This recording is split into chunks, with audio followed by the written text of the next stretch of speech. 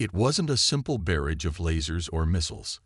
It was something different, something designed not just to destroy, but to disable, to disrupt, to overwhelm.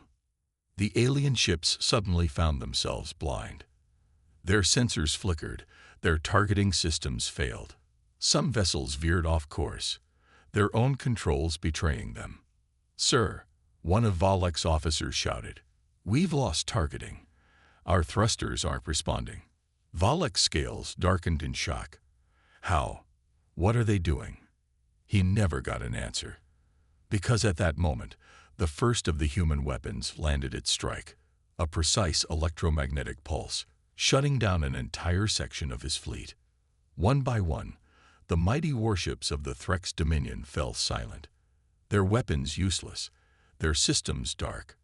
And the humans, they remained untouched. Valek watched, his confidence melting into horror. This isn't possible," he muttered. But it was. Because the humans had warned them. They just hadn't listened. The Galactic Council remained blissfully unaware of what had just happened at the edge of their territory. They still believed themselves to be untouchable, beyond the reach of a young species like humanity. Reports from Admiral Valek's fleet had abruptly gone silent, but no one in the council chambers seemed too concerned. They were probably handling the situation, one of the Zarian diplomats muttered dismissively. The humans have no real power. Their threats are meaningless.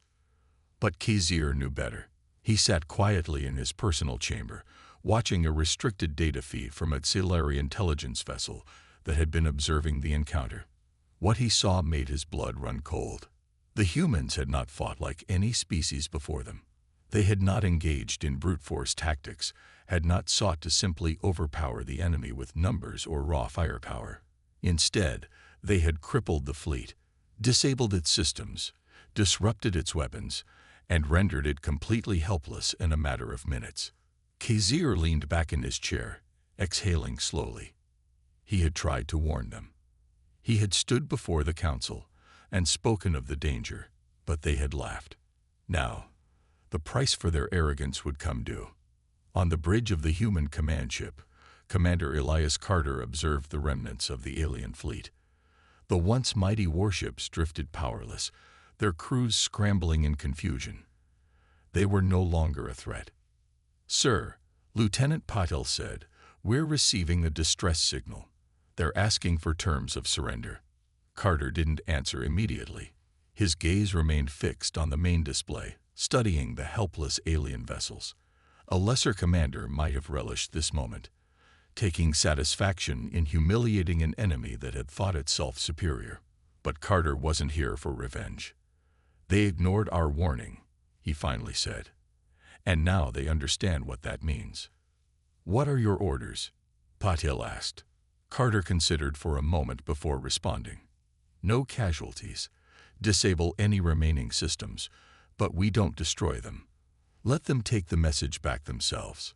Within seconds, the human fleet moved again. Small, precise bursts of energy erupted from their ships, targeting the alien communication arrays and propulsion systems. Not a single shot was wasted.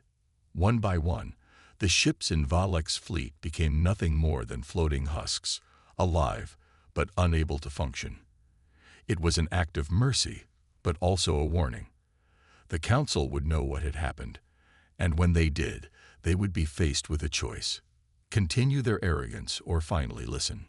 Valek sat frozen in his command chair, his hands clenched into trembling fists. His entire fleet had been rendered useless, and he had not even been given the dignity of battle. This was not war.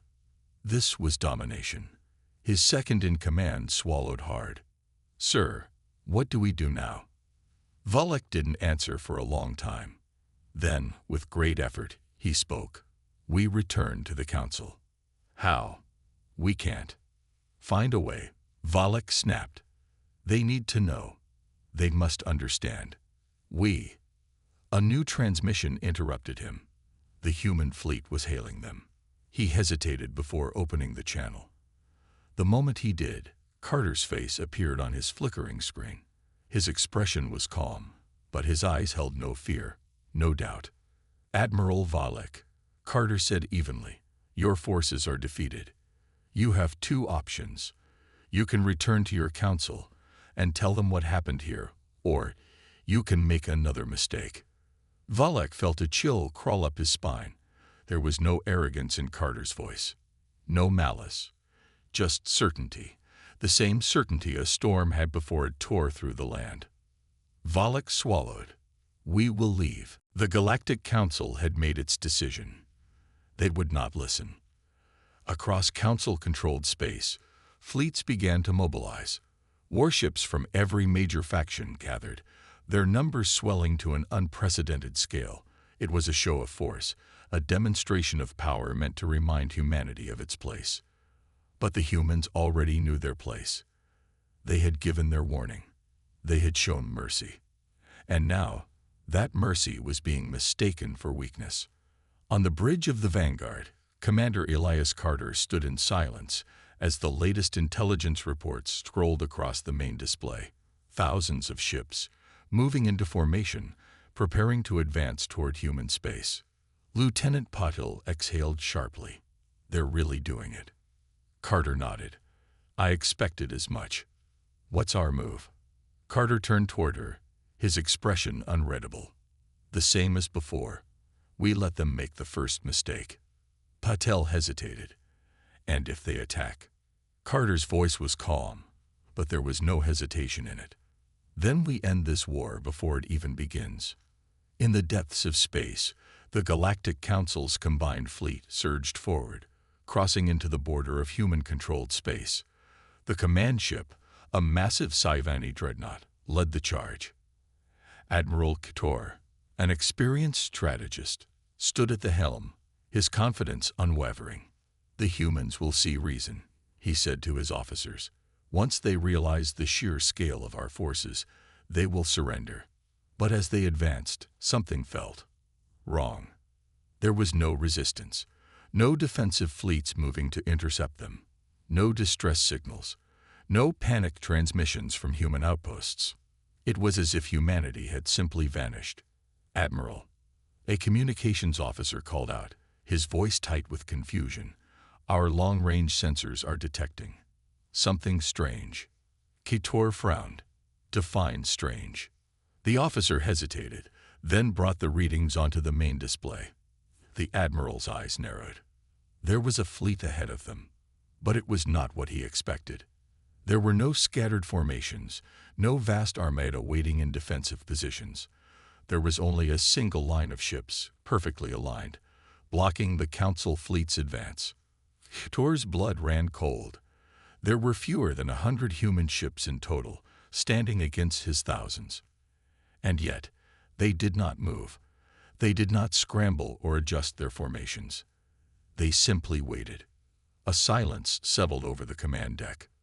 One of Kitor's officers swallowed hard. "They're challenging us." Kitor stared at the display. He had fought in countless wars, had faced species that had ruled the stars long before humanity had even left their homeworld. But he had never seen this before. He turned to his officers. "Open a channel to their commander." The transmission connected almost instantly, and when the screen flickered to life, Commander Elias Carter stared back at him. Carter's voice was quiet, measured, deadly. "You were warned." Kitor clenched his jaw. "You are outnumbered 100 to 1, human. Surrender now, and perhaps we will allow your people to survive." Carter didn't react. He didn't laugh, didn't argue. He simply said 4 words. "Try it and see." For the first time in his life, Admiral Kitor felt fear. The silence that followed was deafening. Admiral Kitor stared at the human commander on the view screen, expecting hesitation, doubt, something that would suggest weakness. But Carter's expression was unreadable. No fear, no panic, just certainty.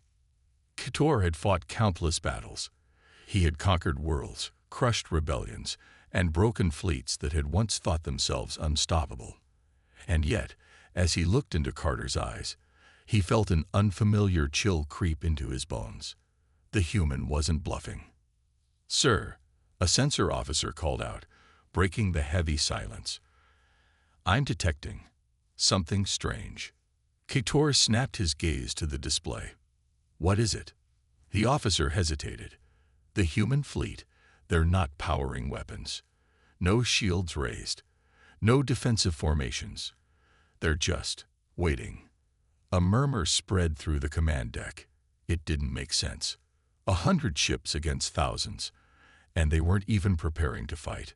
Kitor turned back to Carter, his frustration growing. "You can't possibly expect to win. This is suicide.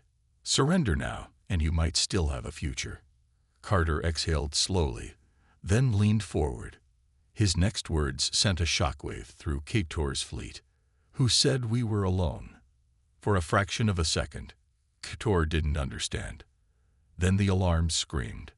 "Sir, massive energy signatures detected behind us."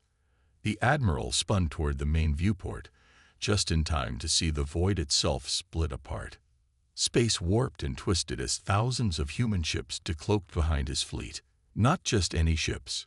Dreadnoughts, carriers, weapons platforms designed for a single purpose: annihilation. Every officer on Kitor's bridge went deathly silent. Carter's voice came through the comms once more. "We let you come here." His tone was cold, devoid of emotion. "We let you cross into our space. We let you think you had the upper hand." On the sensors, human ships moved with terrifying precision, positioning themselves at key tactical points, cutting off every possible escape route. "You thought you were the hunters," Carter continued, "but you were always the prey." Kitor's breathing quickened. You wouldn't dare fire first." Carter's expression didn't change. "We don't need to." Before Kitor could respond, his fleet's systems began to fail. Weapons powered down. Engines flickered and died. Shields collapsed without a single shot fired. The same thing that had happened to Admiral Volek's fleet was now happening on a far greater scale. One by one, every ship in Kitor's armada was being neutralized. Total, utter control. A crushing silence filled the Admiral's bridge as reality set in. They had lost. Carter leaned back, arms crossed. "You refused to listen. You ignored every warning." He tilted his head slightly. "Now you'll listen when we tell you how this ends." The transmission cut, and in the void of space, the Galactic Council's Grand Armada drifted helplessly, completely at the mercy of the one enemy they had underestimated. The Galactic Council's Grand Armada, the largest fleet ever assembled, was now nothing more than a graveyard of silence. Thousands of warships, dead in the water, their systems locked, their weapons useless. Admiral Kitor stood frozen on his bridge, staring at the carnage. Not a single shot had been fired. Not one human vessel had needed to open fire, yet his entire fleet had been crippled in an instant. Panic spread like wildfire through the council officers. Frantic engineers scrambled to reboot systems. Weapons crews desperately tried to regain control. But nothing worked. The humans had already won. The comms cracked to life again. Carter's voice, calm and unshaken, filled the silent bridge. "Listen carefully, Admiral." Kitor clenched his fists. "You crossed into our space," Carter continued. "You threatened our people. You ignored every warning we gave you." His voice was as cold as the void itself. "Now we decide what happens next." Kitor's throat was dry. His mind screamed for a way out, a strategy, an escape. But there was none. A low murmur of terror filled his command deck. The officers were staring at the viewport, their eyes wide. Kitor turned slowly. There was nothing but silence. Admiral Kitor turned, following the horrified gazes of his officers.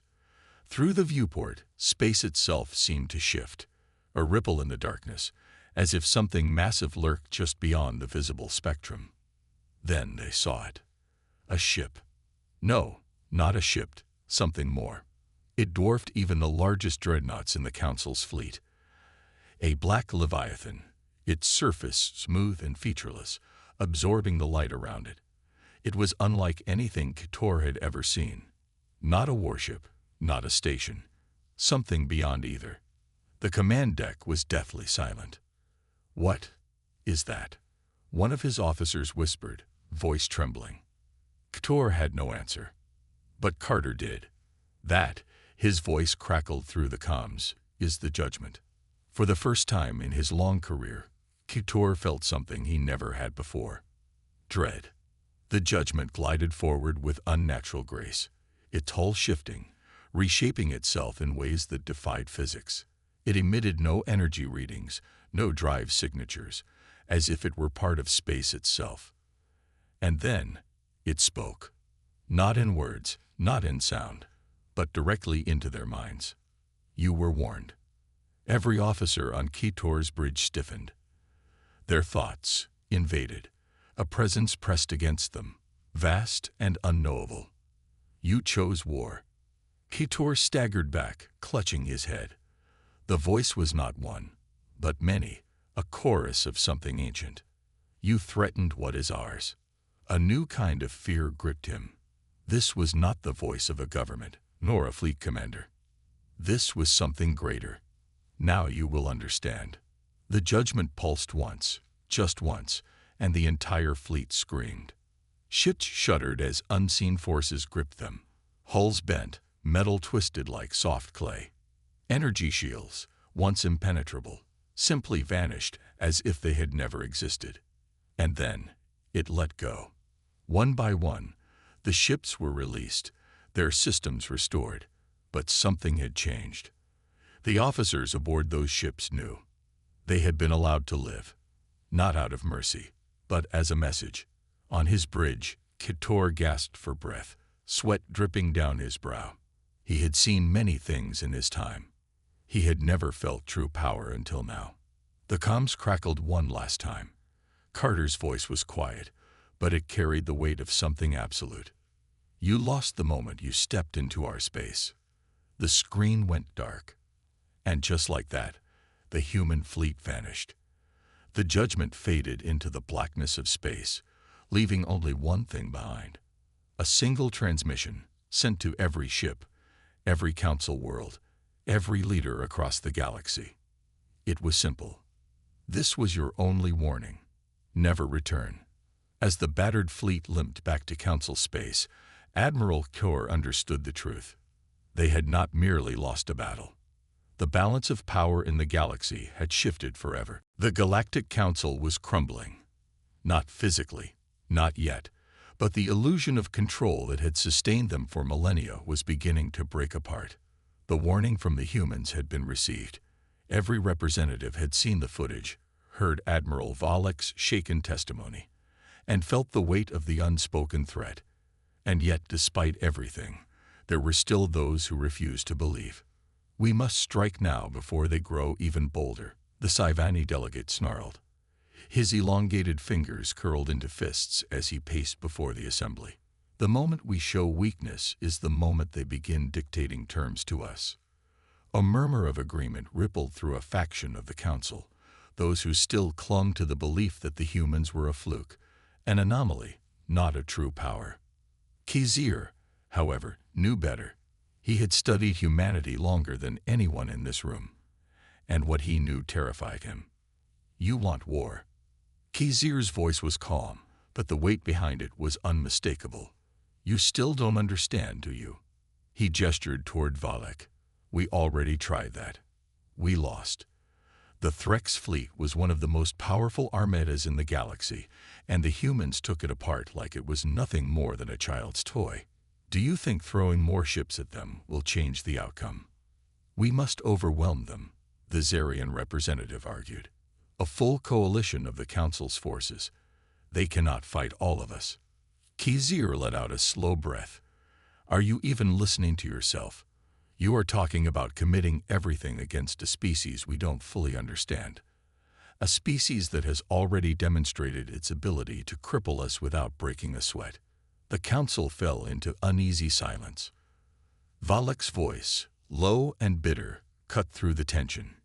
"You weren't there. You didn't see what I saw." He leaned forward, his gaze hard. "They didn't just defeat us. They were holding back. If they had wanted to, They could have wiped my fleet from existence in minutes. The Sivani diplomat scoffed. Then why didn't they? If they are so powerful, why play these games? Khizr's eyes darkened. Because they don't want a war. But if you push them into one. His voice trailed off, and a heavy silence filled the room. Valak sat back in his seat, his fingers gripping the edge of the table. You keep thinking they're like us, that they play by the same rules, but you don't understand what they truly are. Azarian elder narrowed his eyes. And what are they? Valak hesitated. Then, after a long moment, he spoke. They are something new. And if we are not careful, they will be the last thing we ever underestimate. Far from the debating council chambers, aboard the human flagship Vanguard, Commander Elias Carter studied the incoming reports. He had expected resistance. He had expected fear. But now, the question remained. Would they listen? Sir, Patel called out from her station. We're picking up increased fleet movements in council-controlled space. They're mobilizing forces. Carter's jaw tightened. So, they still think they have a choice. He turned to his crew, his voice steady. Send a message to command. If they're preparing for war. His gaze hardened. Then it's time we prepare to end it. Carter nodded. Then go, and make sure they listen this time. The screen cut out. The human fleet did not pursue them. They simply let them drift away, battered and broken. Hours later, when Valak's remaining ships limped back into council space, the entire assembly gathered to hear his report. The room was silent as he finished. No laughter, no dismissive remarks. For the first time, the Galactic Council felt fear. And for the first time, they realized it was already too late. The Galactic Council chamber was silent. Not the usual silence of a gathering waiting for a speaker, but the kind of silence that came from realization, from fear. Admiral Valak, once a proud warrior, stood before the council, his body tense, his voice hollow. We never stood a chance, he admitted, the words burning like acid in his throat. The humans, they didn't just defeat us. They disabled us. They stripped us of control like we were nothing. They could have destroyed us, but they didn't. Instead, they sent us back with a message. He lifted his gaze, scanning the council members, watching their expressions shift from disbelief to something much worse, understanding. They wanted us to see what they could do, Valak continued. And now I understand. We never should have ignored their warning. The room remained frozen for a moment. Then, the silence broke. This is absurd, a Zarian representative snapped. You expect us to believe that a species as young as humanity, primitive by all accounts, could disable an entire Threx war fleet without firing a single lethal shot. Khizr stepped forward, his voice quiet but firm. They didn't believe it either, he said, nodding toward Valak. And look where that arrogance got them. The council erupted into arguments. Some still refused to believe, calling for a larger force, a proper war effort. Others, however, were far less certain. The Threx Dominion was one of the most battle-hardened factions in the galaxy. If they had been so easily dismantled, what chance did the rest of them have? Valak had been humiliated, but he was no fool. He stepped forward again, his voice a growl of frustration. If you go to war with the humans, you will lose. The statement was like a heavy stone dropping into deep water. We are the Galactic Council, a Sivani diplomat argued. We have ruled these stars for thousands of years. We will not bow to an upstart race. Khizr exhaled slowly. And that is why you will lose. The council chamber darkened as a holographic recording began to play. Footage from Valak's own fleet, ships rendered helpless, systems failing, weapons refusing to fire. And the humans, they were untouched, moving with precision, striking without hesitation. This was no accident, Khizr said. This was strategy. They knew exactly how to dismantle us. If they wanted, they could have slaughtered every crew member aboard those ships. But they didn't. Instead, they sent a warning. And yet you still sit here, pretending you have a choice. The chamber filled with murmurs, but the tension was unmistakable now. "What do you propose?" one of the elder council members asked. His ear turned toward the others, his voice deadly serious. "You need to make a choice, right now. Either you finally listen to what the humans are saying, or you prepare to learn the hard way." Across the galaxy, in the heart of human-controlled space, Commander Elias Carter stood on the bridge of his ship, watching the data feeds. They had let the Threx fleet go, intact enough to spread the message, damaged enough to ensure that message was heard. But he knew better than to assume it was over. "Do you think they'll listen?" Lieutenant Patil asked. Carter exhaled, folding his arms. "Some of them will," he said, "but the ones in power, the ones who think they can't be touched." He shook his head. "They'll want to test us again." Patil frowned. "And when they do?" Carter's expression was calm, but there was a dangerous certainty behind his eyes. "Next time, we won't be so kind." The Galactic Council chamber was filled with murmurs as Kizir, the ambassador of the auxiliary species, stepped forward. His blue-gray skin shimmered under the artificial lighting, but his usually calm expression was now tense. He took a deep breath and faced the gathered representatives of the most powerful civilizations in the galaxy. "You must listen to me," Kizir said, his voice firm yet desperate. "The humans are not what you believe them to be.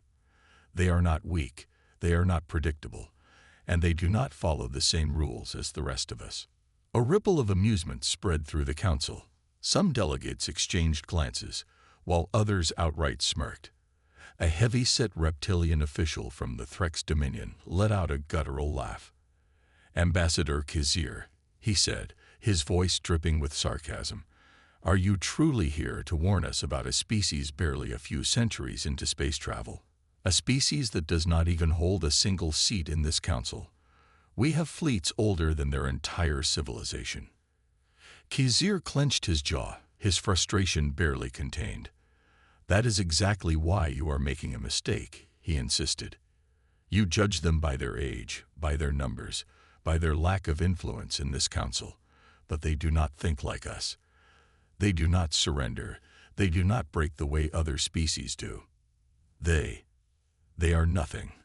A sleek, four-armed being from the Zarian Empire interrupted. "Your paranoia is embarrassing. If they defy us, we will bring them to their knees like we have done with countless others before." "You won't get the chance," Kizir said darkly. The laughter died down slightly, but no one took his words seriously. They believed themselves superior, untouchable.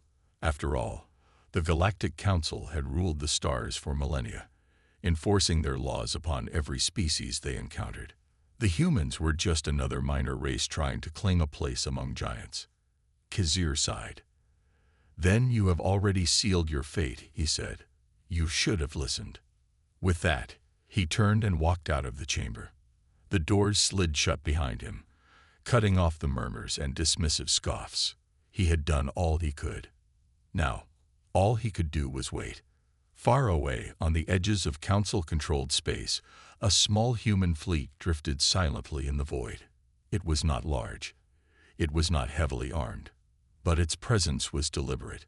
The humans had sent a message to the council days ago, a warning of their own. "Stay out of Sol. Leave us alone." The council had ignored it. Worse, they had sent a patrol fleet to remind the humans of their place. Aboard the lead human vessel, Commander Elias Carter stood before the holo-display, watching the alien fleet move into formation. There was no fear in his eyes, no hesitation. He had known this was coming. Commander, his second-in-command, Lieutenant Grace Patil, spoke softly beside him. "They're hailing us." Carter nodded. "Put it through." A harsh, guttural voice filled the bridge. "Human vessel, this is Admiral Volok of the Threx Dominion. Your presence here is a violation of council law. Power down your weapons and prepare to be boarded." Carter didn't respond immediately. Instead, he glanced at Patil and the rest of his bridge crew. They all shared the same silent understanding. He stepped forward. Admiral Valak, he said, his voice calm. We have no quarrel with you. We gave the council a simple warning. Leave us alone. You chose to ignore it. Valak chuckled, a deep, rumbling sound. Are you trying to threaten me, human? He scoffed. Your fleet is insignificant. You are outnumbered. I will give you one last chance. Stand down or be destroyed. Carter exhaled slowly. You still don't understand, he murmured. Then he cut the transmission. The bridge fell into silence for a brief moment before Paddle spoke. Orders, sir. Carter looked at the display one last time. Then he gave the only order that made sense. Engage. The human ships moved, not forward, not in a traditional attack pattern. Instead, they dispersed, their formation breaking apart in ways the alien fleet didn't expect. The first volley of alien fire streaked toward them, bright beams of energy illuminating the void. But the human ships were already moving, dodging, reacting with precision that no other species had demonstrated before. And then the humans struck back. The Galactic Council's fleet returned home in silence. Not a single victory song was sung. No banners were raised. No declarations of triumph. Because there was nothing to celebrate. The truth had become clear. Humanity was not to be challenged. The Admiral stood on the bridge of his crippled flagship, staring at the endless void of space. The weight of failure pressed down on him like a collapsing star. He had led the greatest armada in the history of the galaxy, and it had amounted to nothing. Not a battle, not a war, just a lesson. And the lesson was clear. They should have listened. As the fleet limped into the capital system, they were met with stunned silence. The council leaders had expected a swift conquest, a demonstration of their supremacy. Instead, they were faced with ships that had barely survived. The broadcast from the humans had already spread to every system. This was your only warning. Never return. _ Fear rippled through the council chambers. Political leaders demanded answers, their voices shaking with barely concealed terror. What happened out there? One of them finally asked. Ktor, still haunted by the judgment, could barely find his voice. We were outmatched by a single fleet. Another leader scoffed. Impossible. The Admiral's hands tightened into fists. You don't understand. They didn't just defeat us. They let us live. They chose to let us return. That is a power far greater than simple warfare. The chamber fell silent. They all knew the unspoken truth. If humanity had wanted them dead, they would be. One council member, an elder Sivani, exhaled slowly. Then the war is over before it even began. A cold realization settled over the room. There would be no second invasion, no attempts to retaliate. The council had overestimated their own strength and underestimated humanity's warning. One by one, the leaders turned to Ktor. What do we do now? The Admiral's eyes were heavy with exhaustion. We do what we should have done from the start. His voice was a whisper, but it carried the weight of an entire civilization's survival. We listen.